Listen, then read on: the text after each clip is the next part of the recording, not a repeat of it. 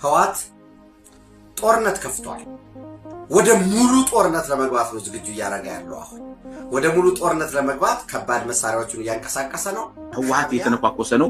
ፌደራል መንግስቱን ጎትቶ በሙሉ ጦርነት መግባት ይፈልጋል። እዚህ ህዋት ከተባለ ቀንበር ለ50 ዓመት ቀንበር 51ኛ ዓመቱን አያከብራት ህዋት ያስ 51ኛ በዚህ አሁን በጫሩ ነገር ላይ 51ኛ ዓመቴን አከብራለሁ ብሏል።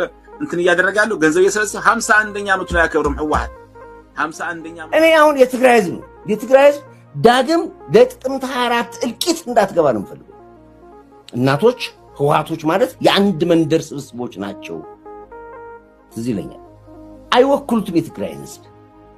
አሁን ትግራይ ላይ ጦርነት ከተጀመረ የትግራይ እናት አባት የትግራይ ህዝብ ወጥ በቃ ካላልካቸው እመነኝ ትግራይ ሰው አልባ ከተማ አገር ትሆናለች። ትግራይ ጦርነት ሰው ነው የሚበላው፣ ንብረት ነው የሚያወድም፣ የኢትዮጵያን ብሔራዊ ጥቅሞች አሳልፎ እንዲሰጥ ነው የሚያደርገው። እኛ ኢትዮጵያውያን አነሰም በዛም ያለን ከነውስንነቱ ከነድክመቱ ያለችን አንድ አገር ነች ኢትዮጵያ። ለዚህ ሻቢያ ያውቃል፣ የኢትዮጵያን አቅም ያውቃል። ስለዚህ ጦርነቱን ኢትዮጵያ ውስጥ እንዲሆን እንዲርቅ ስትራቴጂክ ዴብዝ የሚባለው ማለት ነው። ይህንን ነው እያደረገ ያለው ሻቢያ።